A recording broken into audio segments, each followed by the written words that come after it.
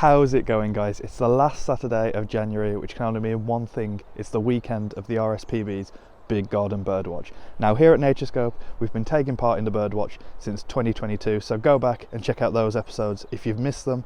But today, we're back for 2024 to give it another go. Enjoy the video. My name's Adam and welcome to Naturescope.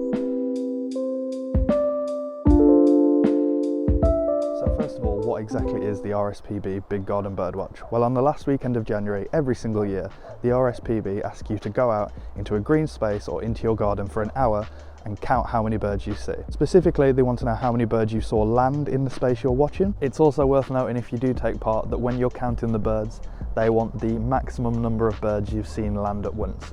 So if right at the very start you see 5 wood pigeons land in your garden, stick at 5. If you see 3 again half an hour later, it doesn't go up to 8, it just stays at 5, because the likelihood is it's probably going to be one of the same pigeons. And then at the end of the hour, you upload this data onto the RSPB Big Garden Birdwatch website. The RSPB then analyse this data and they use it to work out what birds are doing well, what birds are struggling, and where they are in the country. I'm not out alone this year. Ben is also out doing the Big Garden Birdwatch.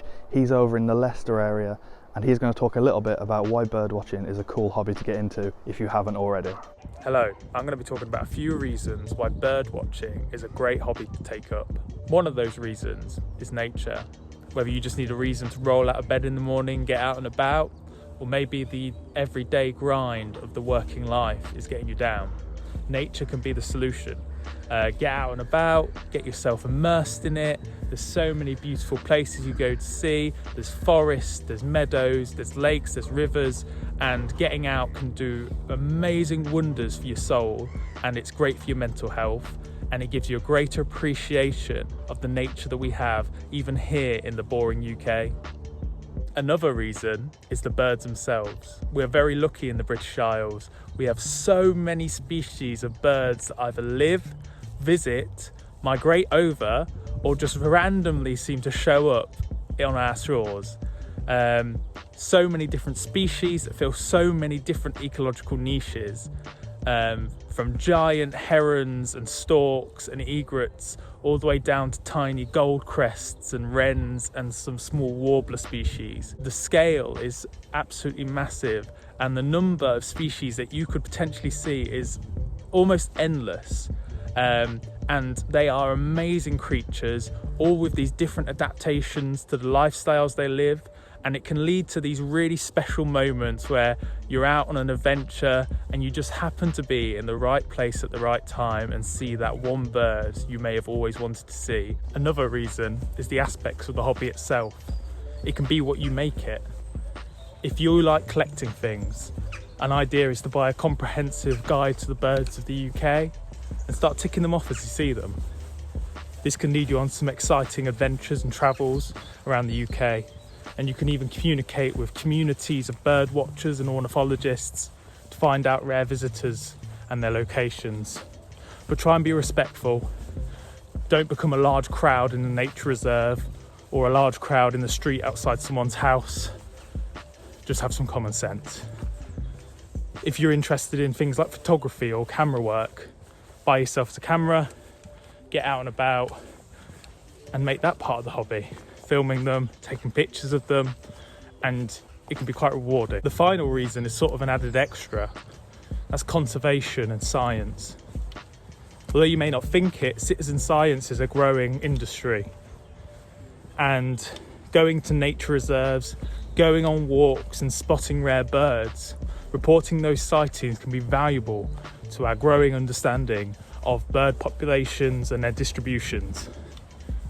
Also going and supporting organisations like the RSPB, wildlife trusts, and even nature reserves that are local to your area can be a beneficial way to indirectly contribute to conservation.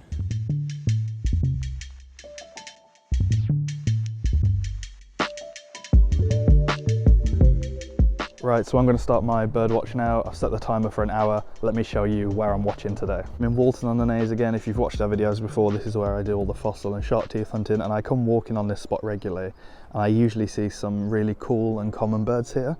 So I'm going to be watching over this area. I've got the trusty binoculars out as well. So I'm going to be watching over this area for the next hour and counting what I see.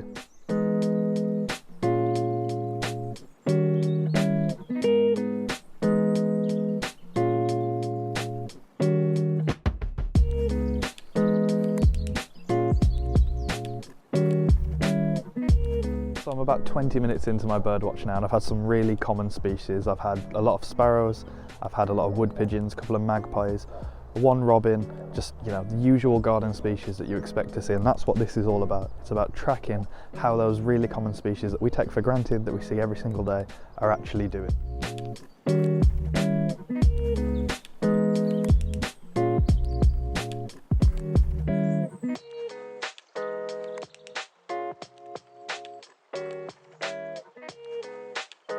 So I'm about 40 minutes in, 2/3 of the way through my bird watch, and we've had a few more species turn up. I've had blue tits and great tits show up, which is really good. Obviously when I first arrived I was new.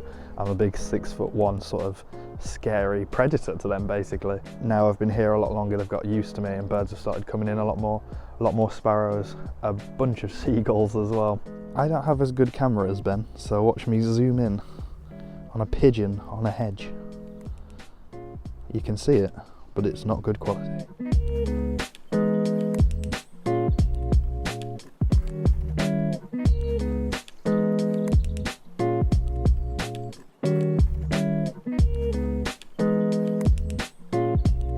So that is me done with this year's RSPB Big Garden Birdwatch. I'm going to read to you the full list of species that I saw: 2 magpie, 3 herringull, 4 wood pigeon, 8 house sparrows, a song thrush, a robin, a blue tit and a great tit. Overall, I saw quite a few birds, but the best part of it, I was out and about in the middle of January in the cold for an hour, and it's done me the world of good. What I'm going to do now is I'm going to head back home and show you how to upload your results onto the RSPB website.